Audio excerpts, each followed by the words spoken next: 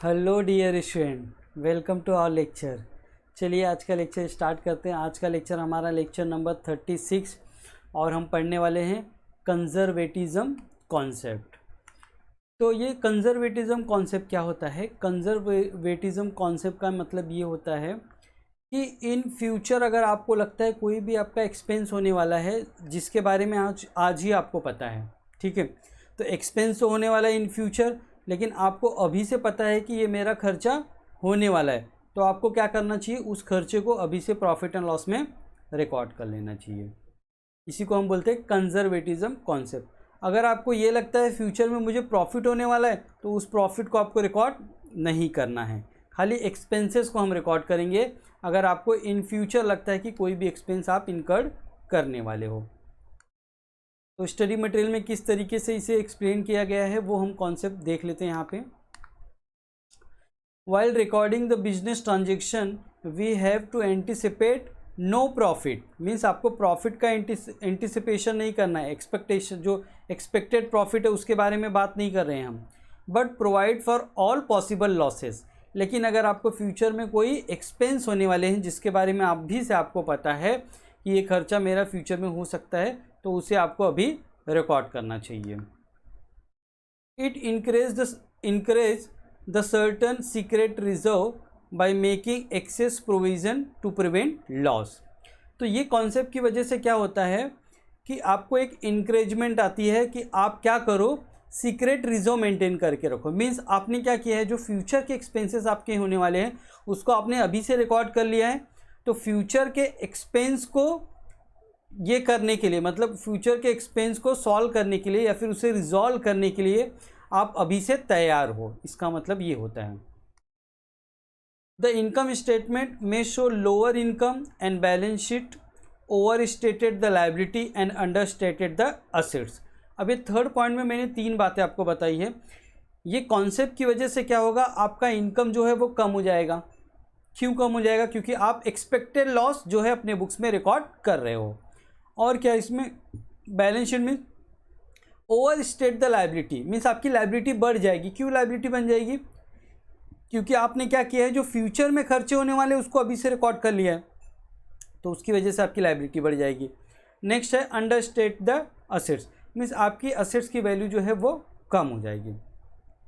अब ये जो तीनों एग्जाम्पल्स मैंने आपको बताए हैं, lower income, over state the liability and under state the assets, इसको एक एग्जाम्पल के ज़रिए मैं आपको डिटेल में अच्छे से बताता हूँ। देखिए, फर्स्ट है हमारा लोअर इनकम। अब लोअर इनकम का मतलब क्या है? देखिए, जैसे example, while recording the business transaction we have to anticipate all possible losses. तो आप पॉसिबल लॉसेस बुक्स में रिकॉर्ड करोगे तो उससे क्या होगा, आपका इनकम कम होगा। जैसे ये एग्जाम्पल है हमारा बैड डेट।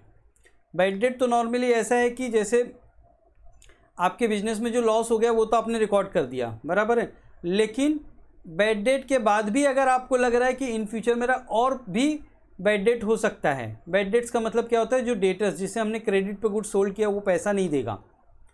तो बैड डेट का मतलब तो होता है जो एक्चुअल पैसा आपको नहीं मिलेगा, कंफर्म है वो, लेकिन लॉस फ्यूचर में कैसे बढ़ सकता है आपका?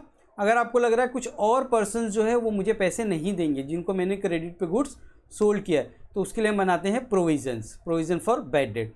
तो आप जो प्रॉफिट एंड लॉस अकाउंट होगा वहाँ पे आपको रिकॉर्ड करना पड़ेगा provision for bad debt.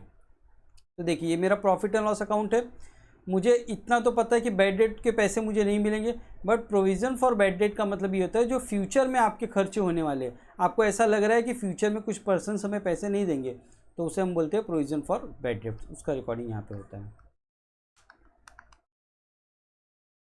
Over state the liability. अब लायबिलिटी आपकी कैसे बढ़ रही है? देखिए, जैसे कि एग्जांपल लेते हैं वारंटी का।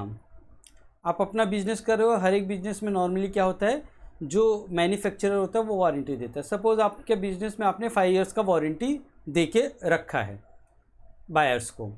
अब क्या हो रहा है कि 2 साल के बाद आपके पास बहुत सारे कंप्लेंट्स आ रहे हैं, तो आपको ये तो पता चल गया कि आपके प्रोडक्ट में कुछ डिफेक्ट है, उसकी वजह से कंप्लेंट्स ज़्यादा आ रहे हैं। फर्स्ट ईयर में कम थे, सेकेंड ईयर में और कंप्लेंट्स बढ़ गए, तो इसका मतलब ये हो गया कि इन फ्यूचर ऐसा एक्सपेक्टेड है कि आपके कंप्लेंट्स और बढ़े, और उसकी वजह से क्या होगा, आपका खर्चा बढ़ेगा। तो इसीलिए आपको पता चल गया फ्यूचर में मेरा खर्चा होने वाला है, तो उसके लिए आप अभी से प्रोविज़न बना के रखो और अभी से बुक्स में रिकॉर्ड करके रखो। जो भी प्रॉफिट है, प्रॉफिट में से कुछ पैसे अपने प्रोविजंस बना के रखो। वो किस तरीके से बनाते हैं, देखिए आपका जो भी बैलेंस शीट होता है, ये कैपिटल जो होता है, इसमें आपके पूरे पैसे होते हैं। इसमें से कुछ पैसे विड्रॉ करके हम क्या करेंगे, यहाँ पे प्रोविज़न फॉर वारंटी करके एक हेड बनाएंगे और उसके अंदर ये अमाउंट्स को रिकॉर्ड करके रखेंगे, ताकि फ्यूचर में जो खर्चे हों उसको आप यहाँ से सेट ऑफ कर सको। तो इसकी वजह से क्या होगा, ओवर स्टेट द लायबिलिटी। तो ये जो लायबिलिटी है प्रोविजंस की, वो आपकी बढ़ जाएगी। Under state the assets. अब असेट्स कैसे आपका कम हो जाता है, देखिए जैसे मैंने आपको प्रोविज़न फॉर बैड डेट का एग्जांपल बताया था, बराबर है। तो अगर आपको लगता है फ्यूचर में मुझे डेटर से पैसे नहीं मिलने वाले, तो उसके लिए आप क्या करोगे, प्रोविज़न बनाओगे, बराबर है। और वो प्रोविज़न बनाने के बाद दो इफेक्ट आएगा, every transaction has two effect. एक तो प्रॉफिट एंड लॉस अकाउंट में रिकॉर्ड करोगे और दूसरा क्या करोगे, आप असेट्स में से उसे माइनस कर दोगे। तो असेट्स में से माइनस करोगे डेटर्स में से, बराबर है, डेटर्स में से माइनस करोगे। यहाँ पे करेंट असेट्स में हमारे डेटर्स होते हैं, उसमें से आपको माइनस करना पड़ेगा less provision for bad debt.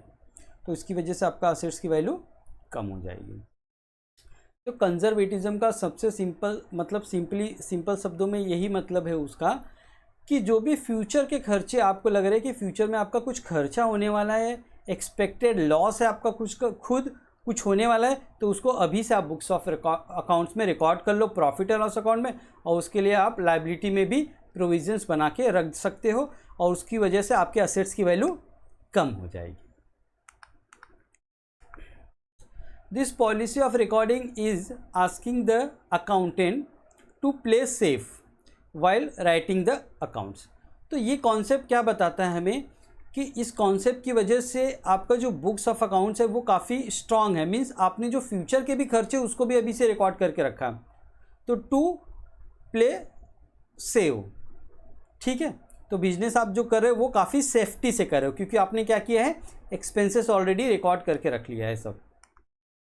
Example, the closing stock in the factory is valued at ₹25,000 at cost price and ₹35,000 at its market price.